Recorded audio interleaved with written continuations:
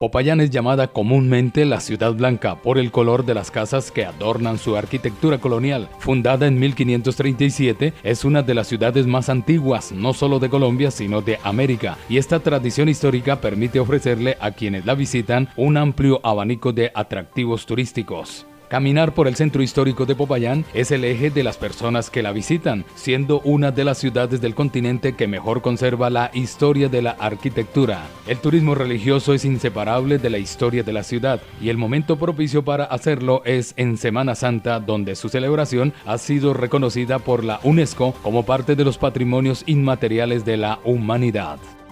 Televidentes de La Vía Noticias, en esta Semana Santa mucha gente quiere conocer de la historia de la ciudad de Popayán, sus paredes blancas, los famosos testigos que son las esquinas de piedra que están en las calles del centro histórico, el tema de las niguas, por qué les dicen patojos a los payaneses y muchos otros temas que precisamente aquí estamos hablando con don Diego Paz, un patojo de muy radical.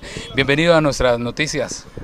Muchas gracias por su espacio para hablar un poquito de nuestra querida ciudad.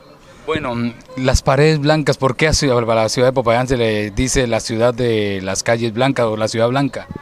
Bueno, pues si la vemos hoy, el sector histórico es casi que perfectamente blanco, cosa que le da una característica especial a la ciudad, que es bonita, que a los popayanejos nos gusta mucho.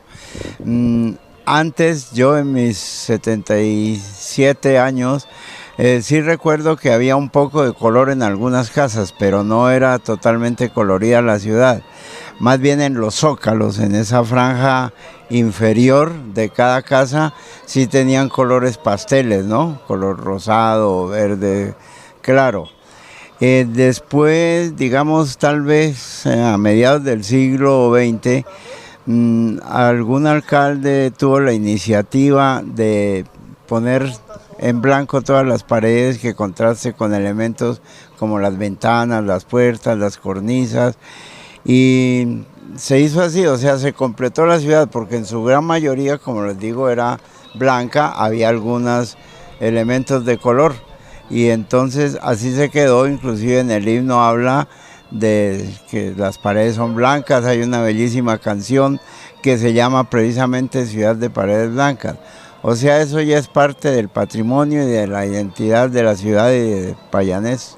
Y las esquinas de las paredes aquí en el centro histórico tienen unas estructuras de piedra que, si uno se va un poco más a la historia, las utilizaban supuestamente para rascarse las niguas, pero hoy en día se mantienen como parte colonial y además sirven como fortaleza de estas mismas esquinas, ¿verdad? Sí, pues yo, sin ser ingeniero, entiendo que esas piezas, digamos, de piedra andesita o piedra de cantera que se le llama, tienen una función estructural para reforzar esa parte de la casa, de la esquina. Uno vio, por ejemplo, que en el terremoto del 83 fue donde más averías hubo. Entonces, y se dejaron como recuerdo de la antigüedad de la ciudad. Es algo que caracteriza la arquitectura de la ciudad. Con el cuento de las niguas, pues ese es un bicho que había en la ciudad, sobre todo cuando las calles eran empedradas y sí, había tierra. Entonces era muy frecuente ese animalito que se metía en los dedos de los pies cuando, por ejemplo, el campesino andaba descalzo, usaba mucho alpargate. Entonces se metía y ponía los huevos. Él hacía como una cuevita en los pies de las personas, ponía los huevos y eso producía una rasquiña. Entonces la gente en esas piedras de cantera, en esas esquinas, dicen que se rascaba.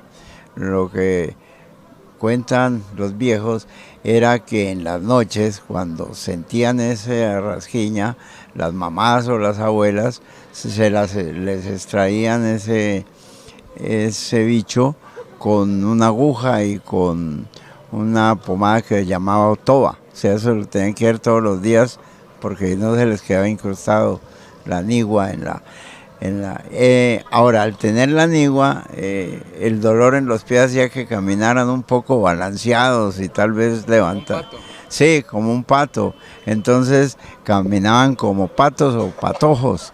De allí quedó el apelativo del patojo para los payaneses.